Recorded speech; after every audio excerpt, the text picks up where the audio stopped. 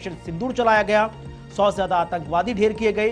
3 बड़े आतंकी संगठन लश्कर तैयबा, हिजबुल मुजाहिदीन और जैश ए मोहम्मद के तमाम ठिकानों को ध्वस्त किया गया। उसके बाद सामने आया छद्म युद्ध। उसके बाद जिस तरह से टैलिएशन हुआ, सीजफायर हुआ और अब तमाम चीजें दोनों ही मुल्कों में निकलकर सामने आ रही हैं। जहां एक तरफ पाकिस्तान है कि बाज नहीं आ रहा, एक तरफ सीजफायर का राग अलापता है, दूसरी तरफ चाहे वो पुलवामा हो या त्राल या शोपिया, आतंकवादियों की घुसपैठ कराकर हिंदुस्तान की शांति में बाधा बन रहा है। तो दूसरी तरफ रक्षा मंत्री राजनाथ सिंह की तरफ से भी स्पष्ट कर दिया गया कि पाकिस्तान को हर एक स्थिति में मुंहतोड़ जवाब दिया जाएगा। ऑपरेशन सिंदूर जारी है। इधर दूसरी तरफ भारत की तरक्की कुछ देशों की आंखों में खटक रही है और यही कारण है कि बराक ओबामा जो पहले अब तक पिछले 3 दिन से शांति का राग अलापते नजर आ रहे थे, अब वो भारत के बढ़ते व्यापार, भारत की बढ़ती आर्थिकी से परेशान नजर आ रहे हैं और एप्पल की व्यवस्था को अपने देश में आमंत्रित कर रहे हैं। क्या है आज की कुछ बड़ी खबरें, एक एक करके रुक करेंगे।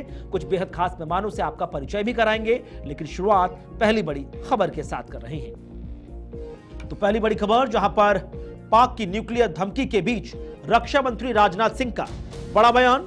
श्रीनगर दौरे पर रक्षा मंत्री राजनाथ सिंह रहे और राजनाथ सिंह ने पाकिस्तान के परमाणु हथियारों पर सीधे सवाल उठा दिए। रक्षा मंत्री राजनाथ सिंह ने कहा कि पाकिस्तान के परमाणु कार्यक्रम की निगरानी IAEA को करनी चाहिए, यानी कि इंटरनेशनल एटॉमिक एनर्जी एजेंसी। रक्षा मंत्री राजनाथ सिंह ऑपरेशन सिंदूर के बाद जम्मू एयरपोर्ट एयरबेस से लेकर श्रीनगर की आर्मी कैंप पार्क में पहुंचे। इस दौरान जवानों से सीधा संवाद करते नजर आए। ऑपरेशन सिंदूर के लिए भारतीय सेना की जमकर तारीफ की, उनके साहस, शौर्य और पराक्रम पर अपनी बात रखी। तो वहीं दूसरी तरफ वो पाकिस्तान जो आतंकवाद के फलने फूलने के लिए सबसे मुफीद जगह है पूरी दुनिया में, अब न्यूक्लियर को लेकर भी रक्षा मंत्री राजनाथ सिंह ने साफ कहा कि ये न्यूक्लियर का झुंझुना बजाना बंद कर दे। रक्षा मंत्री राजनाथ सिंह ने तो अंतर्राष्ट्रीय एटॉमिक एनर्जी एजेंसी से साफ स्पष्ट कहा कि पाकिस्तान तो इस लायक ही नहीं है कि न्यूक्लियर प्लांट या न्यूक्लियर जो तमाम चीजें हैं उनका संरक्षण भी ढंग से कर पाए। लिहाजा वो खुद अपने मुल्क के लिए और पड़ोसी मुल्कों के लिए परेशानी खड़ा करे, इसका पूरा संज्ञान IAEA को ले लेना चाहिए। अब इससे पहले कि IAEA है क्या, कब यह अस्तित्व में आया, क्या इसकी जिम्मेदारी है, भारत के साथ इसका संबंध क्या है, देख लेते हैं कि आज रक्षा मंत्री राजनाथ सिंह जब श्रीनगर पहुंचे तो किस तरह से सेना के पराक्रम की बात उन्होंने की और किस तरह से पाकिस्तान को सीधे ललकार दिया। ऑपरेशन सिंदूर आतंकवाद के खिलाफ भारत द्वारा चलाई गई अब तक के इतिहास की मैं मानता हूं यह सबसे बड़ी कार्रवाई है। 35-40 वर्षों से भारत सरहद पार से चलाए जा रही आतंकवाद का सामना कर रहा है। आज भारत ने पूरी दुनिया को यह साफ कर दिया है, यह स्पष्ट कर दिया है कि आतंकवाद के खिलाफ हम किसी भी हद तक जा सकते हैं। साथियों, आतंकवादियों ने पहलगाम में आतंकवादी घटना को अंजाम देकर भारत के मस्तक पर चोट पहुंचाने की कोशिश की है। भारत की सामाजिक एकता को तोड़ने का भी प्रयास किया गया है। उन्होंने भारत के माथे पर वार किया, हमने उनकी छाती पर वार किया है और छाती पर घाव किया है। पाकिस्तान के जख्मों का इलाज इसी बात में है कि वह भारत विरोधी और आतंकवादी संगठनों को पनाह देना बंद करे और अपनी जमीन का इस्तेमाल भारत के खिलाफ किसी भी सूरत में ना होने दे। साथियों, आपको याद होगा कि लगभग 21 साल पहले स्वर्गीय अटल बिहारी वाजपेयी जी के सामने इसी पाकिस्तान ने इस्लामाबाद में डिक्लेरेशन किया था कि अब उनकी धरती से आतंकवाद एक्सपोर्ट नहीं किया जाएगा। मगर पाकिस्तान ने भारत को धोखा दिया है, पाकिस्तान ने भारत को छला है और आज भी वह धोखा दे रहा है। इसका खामियाजा अब उसको भारी कीमत करके भुगतना पड़ा है और यह कीमत यदि आतंकवादी वारदातें चलती रही तो लगातार यह बढ़ने ही वाली है। हमारे प्रधानमंत्री श्री नरेंद्र मोदी जी ने दो टूक शब्दों में आतंकवाद के खिलाफ भारत की नीति को रीडिफाइन कर दिया है, इसे परिभाषित कर दिया है, जो यह कहती है कि हिंदुस्तान की सरजमी पर किया गया कोई भी आतंकी हमला एक एक्ट ऑफ वार माना जाएगा। दोनों देशों में जो अंडरस्टैंडिंग बनी है फिलहाल वह इसी बात को लेकर है कि सरहद पार से कोई बेजा हरकत अब नहीं की जाएगी। अगर की गई तो बात निकलेगी तो बहुत दूर तक जाएगी। साथ ही हमारे प्रधानमंत्री ने यह भी साफ कर दिया है, आतंक और बातचीत कदापि एक साथ नहीं चलेंगे, और अगर बात होगी तो आतंकवाद पर होगी और पाक ऑक्युपाइड कश्मीर पर ही होगी। साथियों, ऑपरेशन सिंदूर की कामयाबी ने पाकिस्तान में छिपे आतंकी संगठनों और उनके आकाओं को भी यह साफ बता दिया है कि वे कहीं भी अपने आप को महफूज और सुरक्षित न समझें। अब वे हमारे बहादुर भारतीय सेनाओं के निशाने पर हैं। दुनिया जानती है हमारी सेनाओं का निशाना अचूक है, और वो जब वो निशाना लगाते हैं तो गिनती करने का काम वह दुश्मनों पर छोड़ देते हैं। साथियों, आज आतंकवाद के खिलाफ भारत की प्रतिज्ञा कितनी कठोर है इसका पता इसी बात से चलता है कि हमने उनके न्यूक्लियर ब्लैकमेल की भी परवाह नहीं की। पूरी दुनिया ने देखा है कि कैसे गैर जिम्मेदाराना तरीके से पाकिस्तान द्वारा भारत को अनेक बार एटमी धमकियां दी गई हैं। आज श्रीनगर की धरती से मैं पूरी दुनिया के सामने यह सवाल उठाना चाहता हूं कि क्या ऐसे गैर जिम्मेदार और रोग नेशन के हाथों में परमाणु हथियार सुरक्षित हैं? मैं दुनिया के सामने यह सवाल खड़ा करना चाहता हूं। मैं मानता हूं कि पाकिस्तान के एटमी हथियारों को IAEA international atomic energy agency की निगरानी में लिया जाना चाहिए। मैं ये कहना तो परमाणु संयंत्र जो पाकिस्तान में बना हुआ है उसे IAEA को अपने नियंत्रण में ले लेना चाहिए। इससे पहले कि मेहमानों का रुख करें, आइए बता देते हैं कि IAEA है आखिरकार है क्या। बहुत आसान शब्दों में जो लोग नहीं जानते, परमाणु ऊर्जा की वैश्विक निगरानी की संस्था है। मुख्यालय इसका ऑस्ट्रिया वियना में है। 1957 में इसकी स्थापना हुई और 175 से ज्यादा देश इसके सदस्य हैं। उद्देश्य बहुत साफ है, परमाणु तकनीक का शांतिपूर्ण उपयोग हो और हथियारों के प्रसार पर रोक लगे, और atoms for piece and development इसका आदर्श वाक्य है। इसके अलावा इसका काम क्या है? परमाणु संयंत्रों की सुरक्षा जांच, रेडियोधर्मी पदार्थों की निगरानी, परमाणु हथियारों के प्रसार को रोकना, सदस्य देशों को तकनीकी सहयोग देना, एटॉमिक दुर्घटनाओं पर त्वरित प्रतिक्रिया देना। तीसरी महत्वपूर्ण चीज कि भारत और IAEA का संबंध क्या है। भारत इसका एक्टिव मेंबर है, पहली महत्वपूर्ण चीज। दूसरा, IAEA की निगरानी में ही भारत के तमाम परमाणु संयंत्र काम कर रहे हैं। इसके अलावा IAEA से भारत को तकनीकी सहयोग भी मिलता है मानव जाति के उत्थान और उनकी उन्नति के लिए। शांतिपूर्ण परमाणु ऊर्जा कार्यक्रम में भारत की अहम भूमिका भी रही है। तो तमाम चीजें एक एक करके हमने आपके साथ साझा की, और अब तीनों बेहद खास मेहमानों को हम आपके साथ परिचय में ला रहे हैं। Group captain VN Jha sir हमारे साथ जुड़ रहे हैं। सर बहुत बहुत स्वागत, बहुत बहुत शुक्रिया आपका। करुणी सिंह सर हमारे साथ जुड़ रहे हैं, विदेश मामलों के जानकार, बहुत बहुत स्वागत, शुक्रिया आपका। और आलोक पांडे जी राजनीतिक विश्लेषक के तौर पर हमारे साथ जुड़ रहे हैं, बहुत बहुत स्वागत, बहुत बहुत शुक्रिया आपका। Group captain VN Jha sir, रक्षा मंत्री राजनाथ सिंह का जम्मू कश्मीर का दौरा, तमाम वो महत्वपूर्ण बातें जो सेना के शौर्य, पराक्रम और उनके साहस से जुड़ी रहीं, और पाकिस्तान को इस बात के लिए ललकारना कि आप लोग स्पष्ट कर दें कि आप लोग एक गैर जिम्मेदार मुल्क हैं जो कभी अपने आतंकवाद के प्रायोजन से बाज नहीं आएगा, लिहाजा हमें मालूम है हमें आपसे कैसे निपटना है।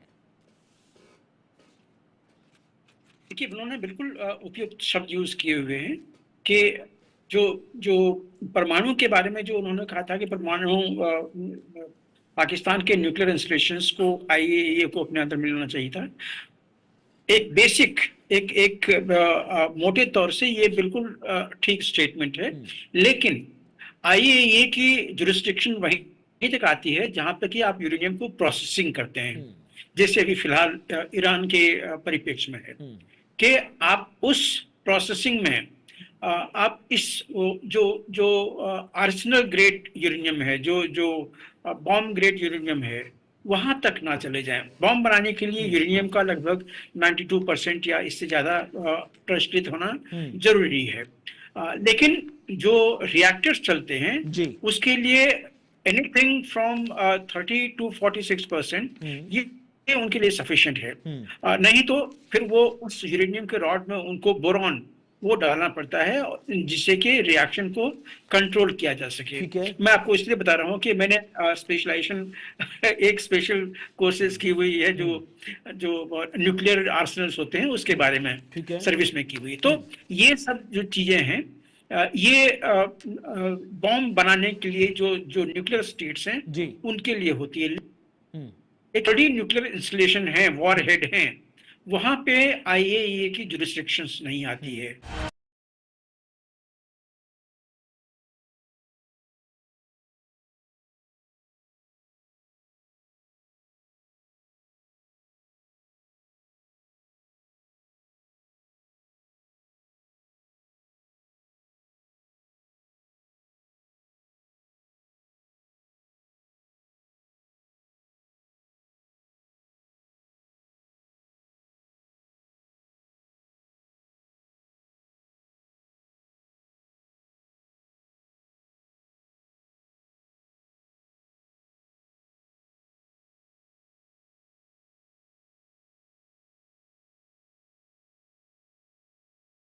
इसमें पाकिस्तान में लाना मेरे ख्याल से अभी एट दिस स्टेज वो शायद जस्टिफाइड नहीं होगा, क्योंकि पाकिस्तान उस चीज से आगे बढ़ गया है। हाँ, जहाँ पे अभी जो आशंकाएं आ रही हैं कि वहां पे लीक हुआ है, यहाँ पे यूरेनियम लीक हुआ है या प्लूटोनियम लीक हुआ है, तो इसके लिए IAEA की वहां पे गतिविधि हो सकती है, वहां पे रोल हो सकता है। लेकिन जो न्यूक्लियर संपन्न देश हैं, न्यूक्लियर वॉरहेड संपन्न देश, उसके लिए ये जो IAEA है ये सिविल एजेंसी है मोस्टली, वहां पे इनका ज्यादा रोल नहीं होता है।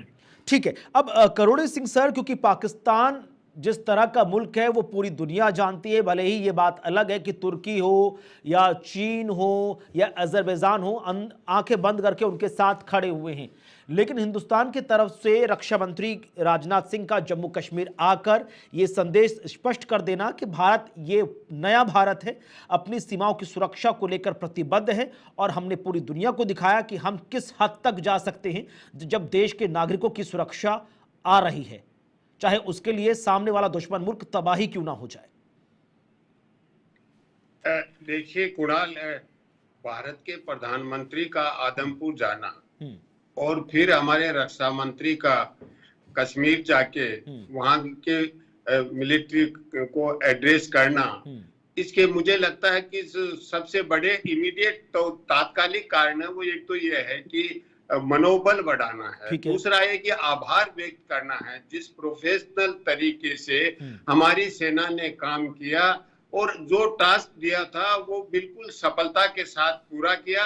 तो इसके लिए पॉलिटिकल लीडरशिप का ये फर्ज बनता है कि वो उसी तरीके से उनको सम्मानित करें और उसी तरीके से उनका आभार व्यक्त करें, क्योंकि इससे जाने से सेना का मनोबल बढ़ेगा और सेना और मजबूत होगी भावनात्मक दृष्टि से। ये तो एक भावनात्मक कारण है।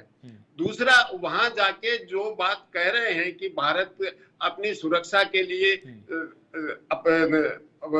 प्रबल उतना समृद्ध है कि अपनी सुरक्षा खुद कर सकता है। देखिए, भारत हमेशा से, और भारत क्या कोई भी देश अपनी संप्रभुता, सुरक्षा, अखंडता के लिए प्रतिबद्ध है, चाहे कोई भी देश हो।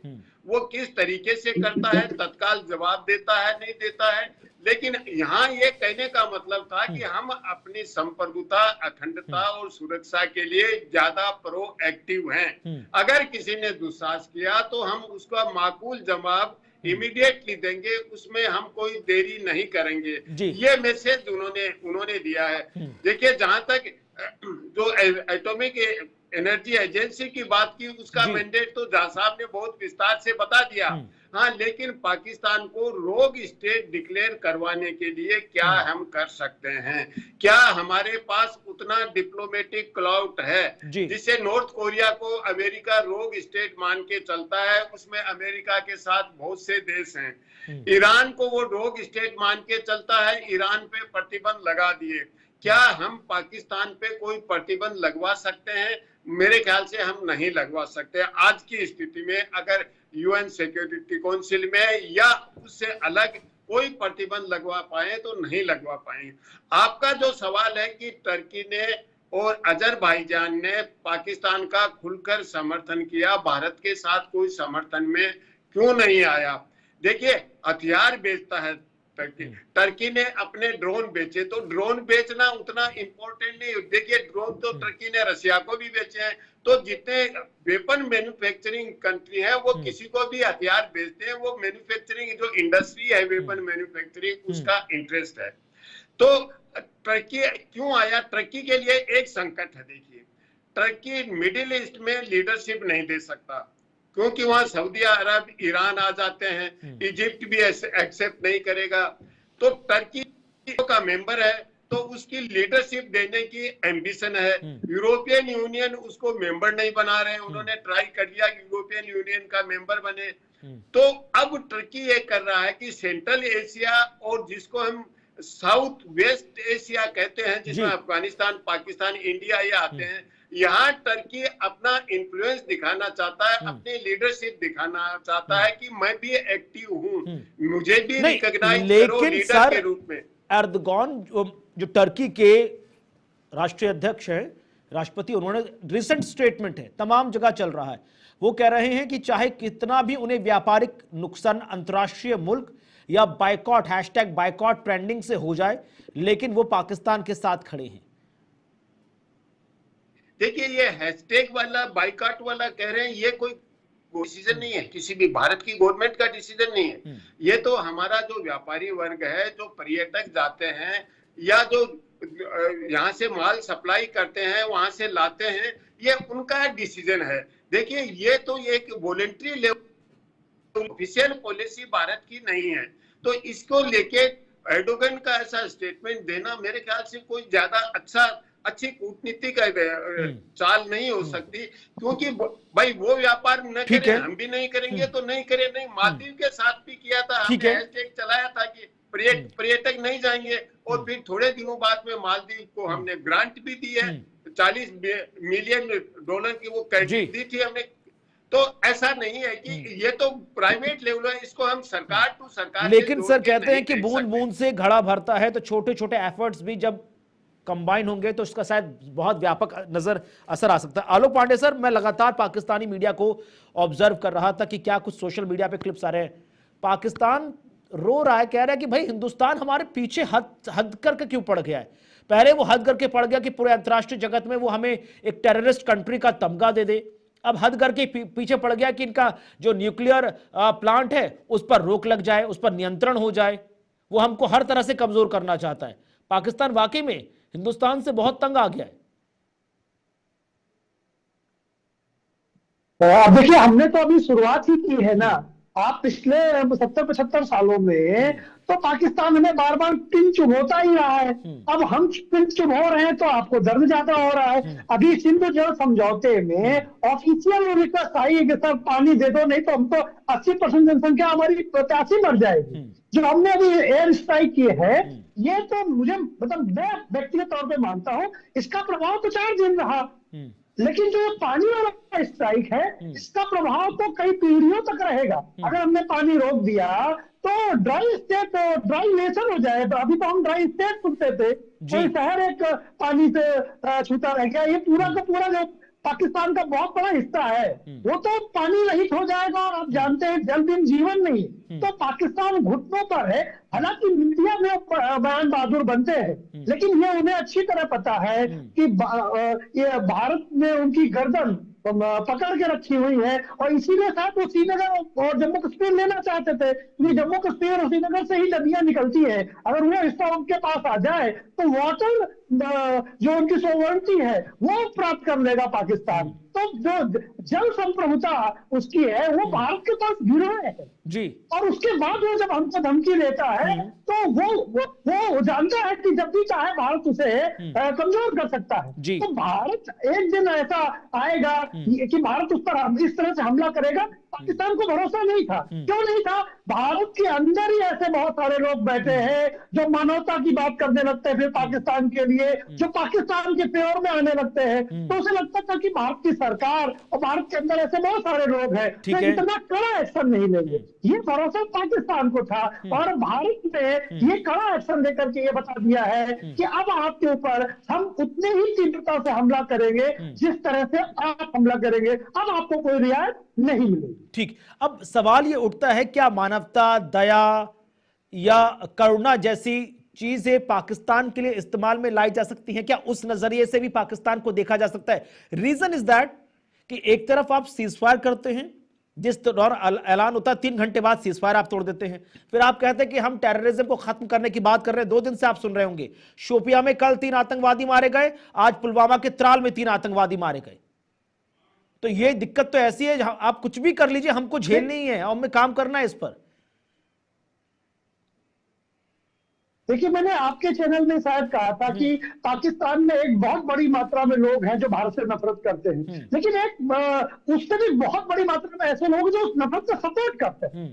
तब एक एक्सट्रीमिस्ट वर्ड है जो 15 से 20% है और 70 से 80% उस एक्सट्रीमिस्ट वर्ड को, यानी पूरा का पूरा पाकिस्तान, इसमें 2-4% की बात नहीं करता मैं, लेकिन पूरा का पूरा पाकिस्तान भारत से या तो नफरत करता है या उन नफरत करने वालों को समर्थन देता है। ठीक है। मैं बिल्कुल किसी कीमत पर पाकिस्तान के ऊपर किसी तरह की दया नहीं दिखानी चाहिए। मैं हमेशा कहता हूँ कि अगर काला नाग है वो अगर डसेगा तो भी जहर उगलेगा और आपको प्यार करेगा तो भी जहर उगलेगा। तो पाकिस्तान एक काले नाग की तरह है। मैं मानवता और सारी बातों को तब उनके साथ हम करना चाहिए जब वो घुटनों पर आ जाए, जब वो भारत से नफरत करना बंद कर दे। तो एक बार जरा सख्ती से इन्हें दबाया तो जाए जिससे भारत से इनकी जो नफरत है, जो घृणा है एक पूरे समूह की, वो खत्म हो जाए। अगर नफरत और घृणा जिसके आधार पर पाकिस्तान बना है ये बनी रहती है तो दया दिखाने से सिर्फ भारत का नुकसान हुआ है, दया दिखाने से सिर्फ पाकिस्तान का फायदा हुआ। ठीक है। अब एक छोटा सा सवाल और वीएन झा सर से, उसके बाद फिर अगली खबर का रुख करेंगे। वीएन झा सर, क्योंकि पूरी दुनिया जानती है कि India is all about exporting medicine, doctors, engineers and technology, Pakistan is all about exporting terrorism. अब जो मुल्क ही टेररिज्म या टेररिस्ट को एक्सपोर्ट कर रहा है, उस देश में एटॉमिक न्यूक्लियर प्लांट या ये ऐसी चीजें होनी चाहिए या नहीं? बिल्कुल नहीं होना चाहिए। लेकिन देखिए, ये चीज याद रखिए कि पाकिस्तान की जो जन्म हुआ था वो इसी हेट से हुआ था, इसी नफरत से हुआ था 1947 में। और तब देख लीजिए, तब का पाकिस्तान और अब का पाकिस्तान कोई ज्यादा फर्क नहीं आया है। माइंडसेट वही है, आइडियोलॉजी वही है। खास करके इनका जो नफरत है वो एंटी इंडिया है। तो ये जो भारत के खिलाफ जो ये नफरत उगलते हैं, ये तो एक चीज हो गई है। और लेकिन देखिए, हम लोग ओवर कॉन्सेंट्रेट अपने आप को पाकिस्तान में करें। कुणाल जी, मैं पहले से भी कह रहा था, थोड़ा सा समय और लीजिएगा, कि एक कंडीशन होती है कि जहाँ पे आप फोकस एक जगह में शिफ्ट कर लेते हैं और दूसरी तरफ में नहीं देखते हैं। देखिए, जो चीज आज के दिन में पाकिस्तान कर रहा है वही चीज कल के दिन में बांग्लादेश से होगा।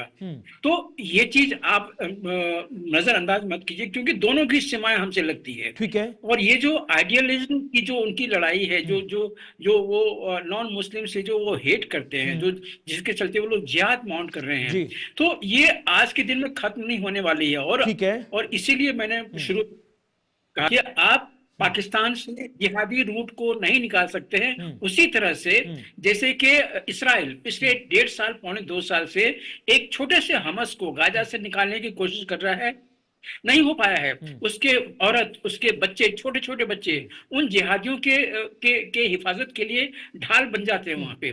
तो ये जो आइडियोलॉजिकल जो चीजें हैं, जो कि बिल्कुल विकृत रूप है अमानवीयता का, इससे ये लोग गुजर रहे हैं। ये इन लोगों के जीने का तरीका है। ठीक है। हम लोग, आप लोग समझते हैं कि जो शांति है वो सबसे बड़ी चीज है। आपने कहा भारत क्या आज के दिन में एक्सपोर्ट करता है, आपने समूह के नाम ले लिए, आपने शांति की बात नहीं की, आपने योग की बात नहीं की। ये सब चीज भारत से, बुद्ध जो है, बुद्ध शांति के ही रूप थे, और हमारा बुद्धिज्म का जो स्वरूप है, जो शांति का स्वरूप है, पूरे विश्व में गया है।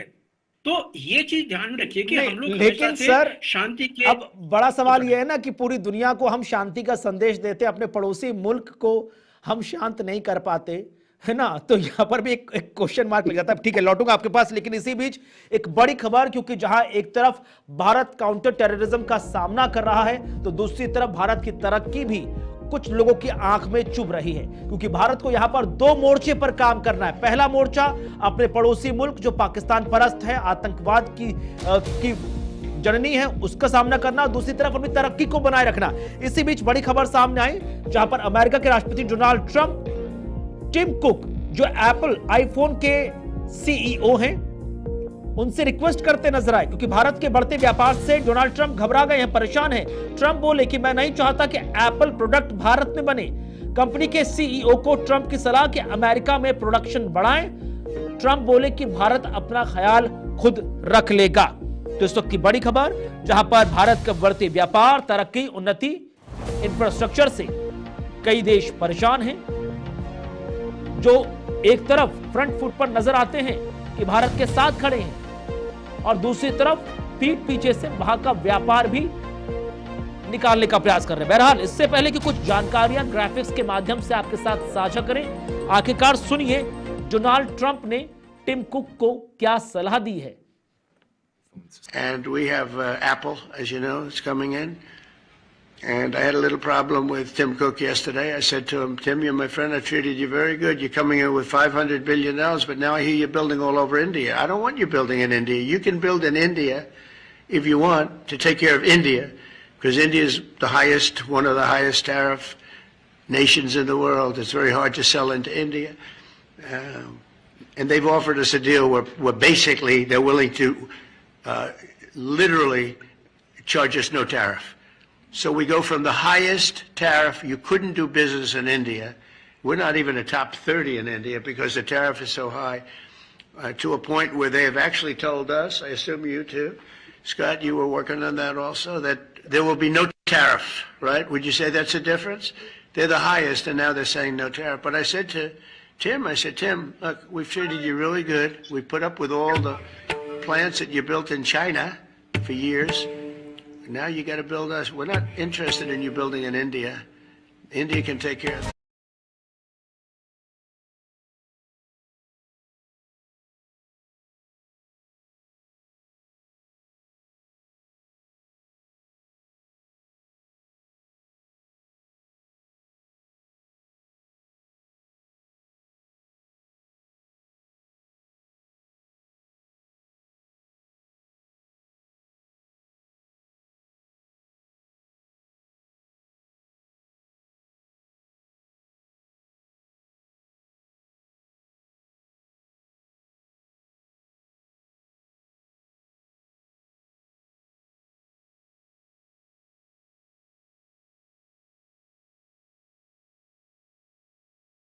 में से अपनी सप्लाई चेन वहां से बाहर निकालने पर काम कर रहे थे, और उन्हें पहला ऑप्शन मिला भारत।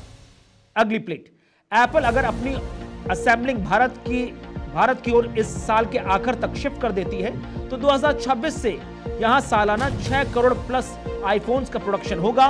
यह मौजूदा कैपेसिटी से दुगना माना जाएगा। एक और मैन्युफैक्चरिंग चीज कि आईफोन के मैन्युफैक्चरिंग पर अभी चीन का दबदबा है। आईसीटी के अनुसार 2024 में कंपनी के ग्लोबल आईफोन शिपमेंट में इसका हिस्सा लगभग 28% था, लेकिन जैसे जैसे मैन्युफैक्चरिंग यूनिट इंडिया ट्रांसफर हो रही है, चीन को भी यह बात रास नहीं आ रही, और वही बात डोनाल्ड ट्रंप को भी। करोड़ी सिंह सर, जो बात हमको समझ में आई, क्या वही एक मायना है जिस नजर से हम इस खबर को देख सकते हैं, या फिर आप डोनाल्ड ट्रंप के उस बयान को किस और निगाह से भी देख रहे हैं? बेचैनी, परेशानी कि भारत की तरक्की, भारत की उन्नति, भारत की आर्थिकी इतनी तेज रफ्तार से कैसे बढ़ रही है, और मैं क्यों कुछ नहीं कर पा रहा? देखिए कुणाल, जो आपने बताई उसमें मैं थोड़ा सा ऐड करना चाहूंगा।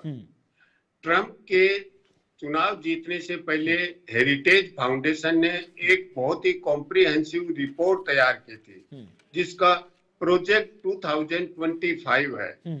उसका ये था कि अगर ट्रंप सत्ता में आता है तो ये प्रोजेक्ट इम्प्लीमेंट करेंगे। चुनाव के दौरान उन्होंने ज्यादा उसको हाईलाइट नहीं किया। वो इसलिए नहीं किया कि बहुत से वोट वो टूट सकते थे, बहुत से डिसएग्री थे, लेकिन उसके बाद जीतने के बाद उसको इम्प्लीमेंट करना शुरू किया। और वही जो मेक अमेरिका ग्रेट अगेन, वो इसी में छुपा हुआ है।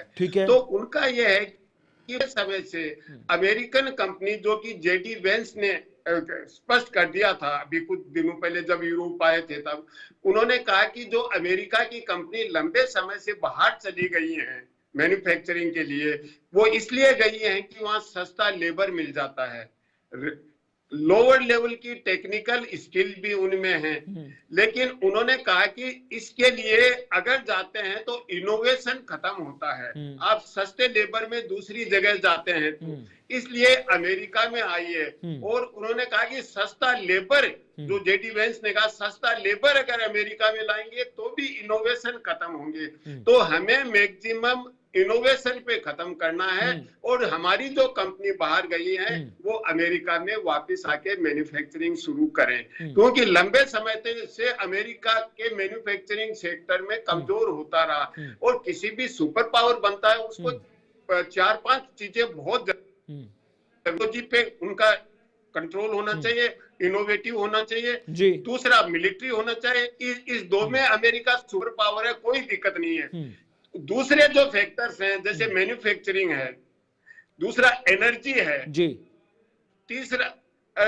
तीसरा मिनरल्स हैं, और चौथा करेंसी का कमजोर होना या स्ट्रॉन्ग होना। इसमें अमेरिका, इन 4 फैक्टर्स में अमेरिका धीरे धीरे कमजोर होता गया। अब ट्रंप ये चाहता है कि दुनिया के मिनरल्स पे मेरा कब्जा हो, जो यहाँ पे जेलेंस्की के साथ किया या दूसरी जगह। दूसरा वो चाहते हैं मैन्युफैक्चरिंग अमेरिका में शुरू हो और अमेरिकन को ही जो मिले, इनोवेशन ज्यादा हो, नई टेक्नोलॉजी आए और सस्ता लेबर हम कम से कम लाएं बाहर से। और एनर्जी के लिए उन्होंने, भारत के प्रधानमंत्री जब गए थे, बातचीत हुई, तब भी ये कहा था कि आप अमेरिका से एनर्जी लीजिए। और उन्होंने एक नारा दिया था अपने पहले दिन के भाषण में, ड्रिल बेबी ड्रिल। अमेरिका अपनी एनर्जी का मैक्सिमम टेप करेगा, उसको एक्सपोर्ट करेगा। और डॉलर के लिए उन्होंने कहा कि जो डी डॉलराइजेशन करें उनसे हम सबसे बदला लेंगे, रेवेंज लेंगे। और उन्होंने कहा कि ये ब्रिक्स वाले कर रहे हैं, ब्रिक्स इज डेड। तो जो डी डॉलराइजेशन की बातें करें, उन देशों से भी वो दबाव बना रहे हैं। तो इन 4 चीजों पे अमेरिका फोकस करेगा। और इसीलिए उन्होंने टीम को ये कहा है कि आप अमेरिका में मैन्युफैक्चरिंग कीजिए, दूसरे देशों में क्यों कर रहे हैं। ठीक है, तो उनको भारत से कोई सहानुभूति नहीं है। भारत में मैन्युफैक्चरिंग सस्ता भी पड़ेगा टीम को, लेकिन वो अमेरिका को जो ग्रेट बनाने का उनका मिशन है, उसके तहत वो कह रहे हैं। लेकिन आलोक सर, जिस दिन ट्रंप ने यह बयान दिया मेक अमेरिका ग्रेट अगेन, उसी दिन पता चल गया कि डोनाल्ड ट्रंप एक बिजनेस माइंडेड पीपल हैं। लेकिन एक तरफ अमेरिका से लेकर सऊदी अरब तक कहते नजर आते हैं कि भारत पाकिस्तान की शांति में उनका सबसे बड़ा रोल है। दूसरी तरफ वो चाहते हैं कि दोनों मुल्क तरक्की करें, और तीसरी तरफ वो भारत के आईफोन प्रोडक्शन को चुपके से नाक के नीचे से निकालकर अमेरिका वापस ले जाना चाहते हैं। तो ये क्या सा व्यवहार है, और भारत की सरकार को कितना सतर्क रहना चाहिए? देखिए, मेरा मानना है कि अंतर्राष्ट्रीय स्तर पर हर राष्ट्र अपने आप को मजबूत करता है। तो अगर अमेरिका अपने आप को मजबूत करने के लिए प्रयासरत है, ठीक है, वो करे। और अगर वो ले जाना चाहते हैं अपन को, तो ले जाए। क्योंकि देखिए, व्यापार में अपन को जाना हो तो जाएगा, वो उनकी इच्छा तो नहीं, उनकी तो भारत में रहने की इच्छा है। क्योंकि आप सस्ता लेबर अमेरिका में और स्किल्ड जितना भारत में सस्ता मिलता है, आप प्रोड्यूस ही नहीं कर सकते अमेरिका में। तब अमेरिका में अगर सस्ता लेबर चाहिए तो भारतीयों को ले जाके अमेरिका में बताइए, उसी तरह का। तो अमेरिका में पहले आप बसाइए, वहां की इनको नागरिकता दीजिए या ग्रीन कार्ड दीजिए, फिर एप्पल बनवाइए, ये कहाँ का व्यापारिक लाभ जी। वो ये कहना चाहते हैं कि एप्पल को अमेरिका में ले जाइए और चाहे थोड़ा महंगा पड़े वही बनाइए। और व्यापार कभी भी कॉस्ट महंगा करके हो ही नहीं सकता। एप्पल वैसे भी महंगा बिकता है। दूसरी बात, एक समय अमेरिका में चुनाव का आधार बनता था कि व्हाइट कॉलर जॉब हमने इकोनॉमी बनाई है, ब्लू कॉलर जॉब हमने सब चाइना से कर दी है। तो अमेरिका की गलती है ना, जब आप अपने देश में ब्लू कॉलर जॉब यानी मैन्युफैक्चरिंग को आप मानते थे कि ये कब अच्छी चीज है, और सब चाइना भेज देंगे, बोले हम यहाँ क्या व्हाइट कॉलर जॉब करेंगे, सर्विस सेक्टर पर निर्भर करेंगे, इनोवेशन पर निर्भर करेंगे। अब आप कह रहे हो कि हमें ब्लू कॉलर जॉब भी चाहिए, तो आप तो अपना स्तर स्वयं गिरा रहे हो, अपनी पॉलिसी को स्वयं बदल रहे हो। तो उसके बाद पॉलिसियां बदल अचानक नहीं बदला करती, और अचानक आप बदलना चाहेंगे तो अंतरराष्ट्रीय संतुलन बिगड़ेगा। अमेरिका जितना डोनाल्ड ट्रंप स्वयं बचा रहे हैं व्यापारिक नीतियों को लेकर के, उतना इफेक्टिव तरीके से वो कम नहीं कर पा रहे, तो आप बदनाम भी हो जाएंगे व्यापार को लेकर के कि आप सेल्फ सेंट्रिक हो गए हैं। पूरी दुनिया में जो आप सबसे ताकतवर राष्ट्रपति मानते हैं अपने आप को, पूरी दुनिया के नियंता मानते हैं, उसके बाद आप सेल्फ सेंट्रिक में हो रहे हैं। दोनों चीजें कैसे चल सकती है? तो मेरा मानना है कि ये उछल कूद ज्यादा है, जैसे एक बंदर पेड़ में उछलता कूदता रहता है, इससे ज्यादा वो कुछ कर नहीं पाएंगे। अब वीएन झा सर, क्योंकि ये चीज बहुत स्पष्ट है कि दुनिया भर की निगाहें भारत पर हैं, लेकिन भारत में जितनी ज्यादा अशांति होगी उतना ज्यादा ये दो मुल्क खुश होते नजर आएंगे, एक चीन पड़ोसी और दूसरा अमेरिका, क्योंकि भारत की तरक्की के लिए ये भारत की तरक्की जितनी ज्यादा होगी इन दोनों से प्रोडक्शन, इनका मैन्युफैक्चरिंग, इनका इकोनॉमी उतना ही ज्यादा कमजोर होता हुआ नजर आएगा। अब चीन से निकालकर हिंदुस्तान में आईफोन के पूरे मैन्युफैक्चरिंग को लाना क्या इतना आसान होगा? या क्योंकि टिम कुक तो साफ कह रहे हैं कि जब दुनिया के सबसे best doctors, engineer, manufacturer, scientist दूसरे देश में जाकर भारत के काम कर रहे हैं, अगर उनको यही सब चीजें उनके देश में मिल जाएं तो शायद हम उम्मीद कर सकते हैं कि बेटर रिजल्ट्स आ जाएं। जी हाँ, ये जो अभी विषमताएं आप देख रहे हैं, ट्रंप का जो अप्रोच आप देख रहे हैं, ये थोड़ा सा विस्मयकारी है, ये थोड़ा सा सरप्राइजिंग है। लेकिन आप लोग ट्रंप को बहुत कम जानते हैं। वो ट्रंप कम है, अनसर्टेनिटी वो ज्यादा है। तो अब वो किस तरह से अप्रोच करते हैं ये उनकी बात है। देखिए, ये इसमें तो कोई दो राय नहीं कि अमेरिका कहीं भी भारत से बहुत बड़ी आर्थिक व्यवस्था है। वहां पे विश्व की सबसे दो जो आर्थिक व्यवस्था है वो तो अमेरिका और चीन ही है आज के दिन में, तो उसमें तो कोई डिनाइल नहीं है। जहां तक ये जो मैन्युफैक्चरिंग को शिफ्ट करना हुआ, ठीक है, हाईटेक इक्विपमेंट को शिफ्ट करना हुआ, टैरिफ की तरफ में ध्यान देना हुआ, ये चीजें चलती रहेगी, इसमें कोई दो राय नहीं है। लेकिन मैं तो सिर्फ 10 सेकेंड में खत्म हो जाएगा। लेकिन अमेरिका का जो एक अप्रोच है, जो एक ऑप्टिक्स जिसको बोलते हैं, वो आज के दिन में गलत है। जब वो दिखा रहे हैं कि वो इंडिया से चीजों को हटा रहे हैं और वो किसी और को दे रहे हैं या अपने आप को ले रहे हैं, ये चीज व्यापार में कम होता है। आप अपने को सशक्त कीजिए, बहुत अच्छी बात है। आप दूसरों को सशक्त नहीं होने देना चाहते हैं, ये गलत है। तो ये ट्रंप के ऊपर में निर्भर करता है कि उनकी हानि उन्हीं को होगी। इंडिया जो है आज के दिन में विश्व का सबसे बड़ा कंज्यूमर देश है। अगर कोई भी इंडिया से इस तरह के पंगे लेने की कोशिश करेगा तो उसको पे करना पड़ेगा, उसी को लॉस होगा। चलिए, बहुत बहुत शुक्रिया झा सर आपका, बहुत बहुत शुक्रिया करोड़ी सिंह आपका, और बहुत बहुत शुक्रिया आलोक सर आपका। आप तीनों का बहुत बहुत शुक्रिया हमारे साथ अपना कीमती समय साझा करने के लिए। तो ये कुछ बड़ी महत्वपूर्ण डेवलपमेंट जो नेशनल इंटरनेशनल के लिहाज से लगातार सुर्खियों में थी, जिस पर हमने विस्तार से चर्चा की। उम्मीद करते हैं कि तमाम चीजें एक एक करके आपको समझ में भी आएंगी। इसी के साथ हमारी प्राइम टाइम डिबेट ललकार में आज बस इतना ही। वक्त छोटे से ब्रेक का, खबरें आगे जारी हैं।